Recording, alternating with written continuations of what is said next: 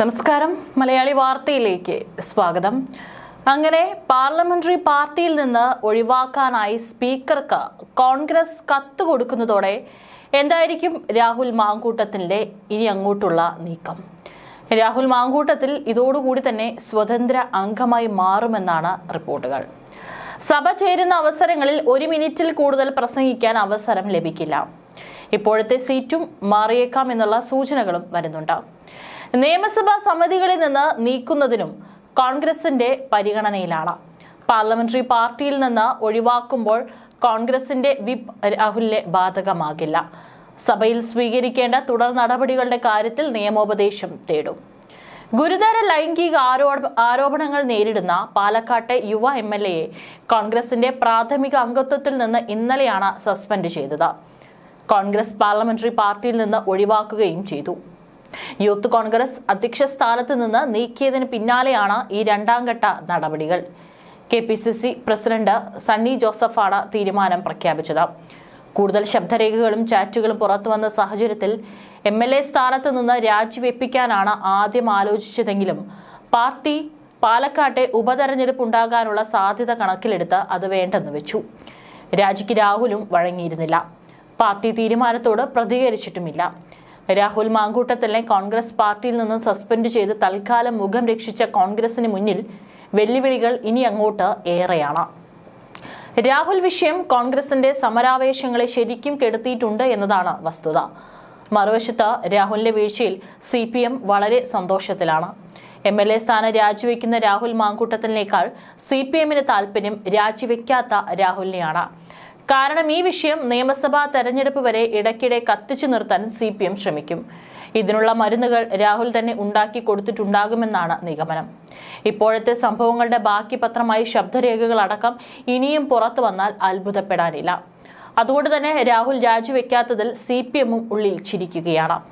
രാഹുൽ വിഷയം ഉയർത്തി കോൺഗ്രസിനെ മൊത്തത്തിൽ നിശബ്ദമാക്കാനുള്ള ശ്രമങ്ങളാണ് CPM നടത്തുന്നത്. അതേസമയം മറുവശത്ത് രാഹുലിനെ മുന്നിൽ വലിയ വെല്ലുവിളികളാണ് നിൽക്കുന്നത്.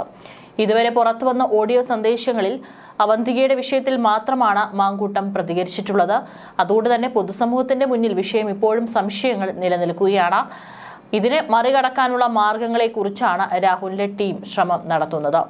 നിയമസഭയിലടക്കം വലിയ വെല്ലുവിളികളാണ് ഇനി രാഹുലിന് മുന്നിലുള്ളത്. പലപ്പോഴും നിയമസഭയിൽ വളരെ തീപ്പൊരി വാക്കുകളുമായിട്ട് ഭരണപക്ഷത്തെ എതിർക്കുന്ന രാഹുലാണ്. ഇനി അങ്ങോട്ട് ഇത്തരത്തിൽ പല പ്രതിസന്ധികളും മുന്നിൽ നിന്നുകൊണ്ടാണ് രാഹുൽ നിയമസഭയിൽ എത്തുമ്പോൾ ഇതിനെ ആയുധമാക്കും ഭരണപക്ഷം എന്നുള്ള കാര്യത്തിൽ യാതൊരു സംശയവും വേണ്ട. നിയമസഭയ്ക്ക് ശേഷിക്കുന്ന 8 മാസത്തിനുള്ളിൽ ചേരാൻ സാധ്യതയുള്ളത് 2 സമ്മേളനങ്ങളാണ്. പരമാവധി 25 മുതൽ 30 ദിവസങ്ങൾ. കോൺഗ്രസിൽ നിന്ന് സസ്പെൻഡ് ചെയ്യപ്പെട്ടതോടെ ഫലത്തിൽ രാഹുൽ മാങ്കൂട്ടത്തിൽ നിയമസഭയിൽ മിണ്ടാട്ടം മുട്ടിയ അവസ്ഥയിലാകും. ആരോപണങ്ങളുടെ തീവ്രത ഇതേപടി നിലനിന്നാൽ സഭാ സമ്മേളനം നടക്കുന്ന കാലത്ത് അദ്ദേഹം അവധിയെടുത്തേക്കാം. അല്ലെങ്കിൽ പേരിന് വന്ന് ഒപ്പിട്ട് മടങ്ങാം. നിയമസഭാ കക്ഷിയോഗത്തിന് ക്ഷണിക്കില്ല. ആരോപണങ്ങൾ വ്യാജമാണെന്നോ ഗൂഢാലോചനയുടെ ഫലമാണെന്നോ രാഹുലിനെ തെളിയിക്കാനായാലേ രാഷ്ട്രീയമായി അദ്ദേഹത്തിന് ഒരു തിരിച്ചുവരവിന് സാധ്യതയുള്ളൂ. പാർട്ടിയിൽ നിന്ന് സസ്പെൻഷനോ പുറത്താക്കലോ നേരിട്ടാലും മറ്റംഗങ്ങൾക്കെന്ന പോലെ തന്നെ എല്ലാ അവകാശങ്ങളും സാങ്കേതികമായി ഒരു MLAക്ക് ഉണ്ടാകും. എന്നാൽ നിയമസഭയിൽ ചർച്ചകളിൽ പ്രസംഗിക്കാൻ ഓരോ പാർട്ടിക്കും അംഗബലമനുസരിച്ച് ആനുപാതികമായാണ് സമയം അനുവദിക്കുക. പാർട്ടിയാണ് സമയം വിഭജിച്ച് നൽകുക. ഒറ്റ അംഗങ്ങൾക്കുള്ള പരിഗണനയിൽ രാഹുൽ ഏതെങ്കിലും ചർച്ചയിൽ പങ്കെടുക്കാനുള്ള താല്പര്യം അറിയിച്ചാലും അത് സ്പീക്കറുടെ വിവേചനാധികാരമാണ്. പൊതുകാര്യങ്ങൾ ഉന്നയിക്കാൻ സബ്മിഷൻ അവതരിപ്പിക്കാൻ നോട്ടീസ് നൽകിയാലും അനുവദിക്കുന്നത് സ്പീക്കറാണ്. എന്നാൽ ചോദ്യം ചോദിച്ച് രേഖാമൂലമുള്ള മറുപടി വാങ്ങുന്നതിന് തടസ്സമുണ്ടാകില്ല. പാർട്ടി അച്ചടക്ക ലംഘനത്തിന് CPMൽ നിന്ന് കോൺഗ്രസിൽ നിന്നും ഒട്ടേറെ പേർ MLAമാരായിരിക്കെ പാർട്ടിയിൽ നിന്ന് സസ്പെൻഷൻ നേരിട്ടിട്ടുണ്ട്. അതൊന്നും ധാർമ്മിക തലത്തിൽ ചോദ്യം ചെയ്യപ്പെടുന്നതായിരുന്നില്ല. പാലക്കാട് മണ്ഡലത്തിലും MLA എന്ന നിലയ്ക്ക് രാഹുലിന് പ്രവർത്തിക്കുന്നത് ദുഷ്കരമാകും. CPMും BJPയും പൊതുപരിപാടികളിൽ പങ്കെടുപ്പിക്കില്ലെന്ന് പ്രഖ്യാപിച്ച് പ്രക്ഷോഭ പാതയിലാണ്. പാർട്ടിയുടെ സംരക്ഷണം കൂടി ഇല്ലാതാകുമ്പോൾ പ്രതിരോധിക്കുക അസാധ്യമാകും. നിയമസഭാ അംഗങ്ങളുടെ അവകാശ സംരക്ഷണത്തിനുള്ള പ്രിവിലേജ് കമ്മിറ്റിക്ക് സമാനമായി അവരുടെ ഭാഗത്തു നിന്നുള്ള അധാർമിക പെരുമാറ്റങ്ങൾ പരിശോധിക്കാൻ എത്തിക്സ് കമ്മിറ്റിയുണ്ട്. കമ്മിറ്റിക്ക് മുൻപാകെ MLA തന്നെ പരാതിപ്പെടണമെന്നില്ല.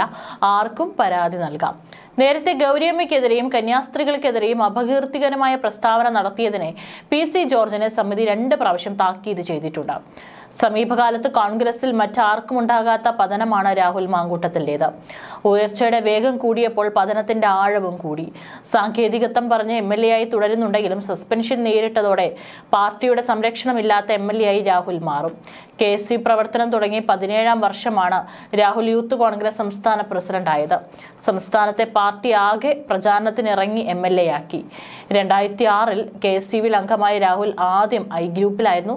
പത്തനംതിട്ടയിലെ സംഘടനാ തർക്കങ്ങളുടെ പേരിൽ A ഗ്രൂപ്പിലെത്തി. 2011-ൽ ഒറ്റ ദിവസത്തേക്ക് KSU പത്തനംതിട്ട ജില്ലാ പ്രസിഡന്റ് ആയെങ്കിലും ആ പുനഃസംഘടന അന്ന് തന്നെ മരവിപ്പിച്ചതിനാൽ ചുമതല ഏൽക്കാനായില്ല. ഈ ഘട്ടത്തിലാണ് ഷാഫി പറമ്പിലുമായി അടുക്കുന്നത്. 2020-ൽ ഷാഫിയുടെ കമ്മിറ്റിയിൽ യൂത്ത് കോൺഗ്രസ് സംസ്ഥാന ജനറൽ സെക്രട്ടറി, പിന്നാലെ സംസ്ഥാന പ്രസിഡന്റ്, KPCC അംഗം. ചാനൽ ചർച്ചകളിലൂടെയാണ് രാഹുൽ സുപരിചിതനായത്.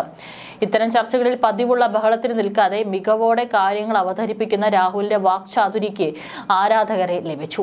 മുതിർന്ന നേതാക്കൾക്ക് കഴിയാത്തടത്ത് പറഞ്ഞു ജയിക്കാൻ രാഹുലിന് കഴിഞ്ഞതോടെ അവർക്കും അംഗീകരിക്കേണ്ടി വന്നു. BJPയിൽ എത്തിയതിന്റെ പേരിൽ പത്മജ വേണുഗോപാലിന്റെ രാഷ്ട്രീയ പിതൃത്വം പരാമർശിച്ച് പരിഹസിച്ചതും വിവാദമായി. യൂത്ത് കോൺഗ്രസ് ജനങ്ങൾക്കിടയിലേക്ക് ഇറങ്ങണമെന്ന് ഉപദേശിച്ച PJ കുര്യനെതിരെയുള്ള പരാമർശവും വിവാദമായി. പ്രതിപക്ഷ നേതാവിന്റെ വിലക്ക് മറികടന്ന് PV അൻവറിന്റെ വീട്ടിലേക്ക് അർദ്ധരാത്രിയിൽ അനുരഞ്ജനവുമായി എത്തിയതും ചർച്ചകളിൽ വന്നു.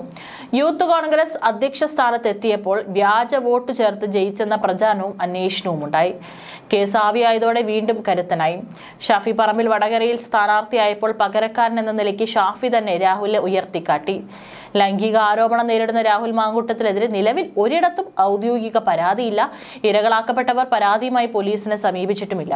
ഇത് ചൂണ്ടിക്കാട്ടിയാണ് താൻ നിയമവിരുദ്ധമായി ഒന്നും ചെയ്തിട്ടില്ലെന്ന നിലപാട് രാഹുൽ ആവർത്തിക്കുന്നത്. എന്നാൽ രാഹുലിന്റേതെന്ന നിലയിൽ പുറത്തു വന്ന ശബ്ദ സന്ദേശങ്ങളിൽ സ്ത്രീകളെ അദ്ദേഹം ലൈംഗികമായി ചൂഷണം ചെയ്തതിന്റെയും ഗർഭഛിദ്രത്തിന് നിർബന്ധിച്ചതിന്റെയും വ്യക്തമായ സൂചനകളുണ്ട്. ഇതിന്റെ ഗൗരവം ഉൾക്കൊണ്ടാണ് പരാതിയില്ലെങ്കിലും കടുത്ത നടപടിയെടുക്കാൻ പാർട്ടി നേതൃത്വം തീരുമാനിച്ചത്. സമൂഹ മാധ്യമങ്ങളിൽ രാഹുലിനെ കേന്ദ്രീകരിച്ച് ഏതാനും നാളുകളായി വ്യക്തിപരമായ ആക്ഷേപങ്ങൾ സജീവമായിരുന്നെങ്കിലും ദുരനുഭവം ഉണ്ടായെന്ന യുവനടി റിനി ആൻ ജോർജ് കഴിഞ്ഞ ആഴ്ച നടത്തിയ വെളിപ്പെടുത്തലാണ് അദ്ദേഹത്തിന് മേൽ കുരുക്ക് മുറുക്കിയത്. രാഹുലിന്റെ പേര് പറയാതെയായിരുന്നു റിനിയുടെ ആരോപണം. എന്നാൽ മറ്റൊരു യുവതിയെ ഗർഭഛിദ്രത്തിന് നിർബന്ധിക്കുന്ന ശബ്ദ സന്ദേശം പുറത്തു വന്നു. രാഹുൽ തനിക്ക് മോശം സന്ദേശങ്ങൾ അയച്ചെന്ന ആരോപണവുമായി ട്രാൻസ്ജെൻഡർ അവന്തിക മാധ്യമങ്ങൾക്ക് മുന്നിലെത്തി. യുവതിയെ ഗർഭഛിദ്രത്തിന് നിർബന്ധിക്കുന്ന രണ്ടാമത്തെ ശബ്ദ സന്ദേശം ശനിയാഴ്ച ഉച്ചയ്ക്ക് വന്നതിന് പിന്നാലെ രാഹുലിനെതിരെ കർശന നടപടി വേണമെന്നും രാജിവെക്കണമെന്നും കോൺഗ്രസിനുള്ളിൽ നിന്ന് തന്നെ മുറവിളി ഉയർന്നു. രാഹുലിനെതിരായ ആരോപണങ്ങൾ അന്വേഷിച്ച് റിപ്പോർട്ട് സമർപ്പിക്കാൻ പോലീസ് മേധാവിയോട് ബാലാവകാശ കമ്മീഷൻ ആവശ്യപ്പെട്ടിട്ടുണ്ട്.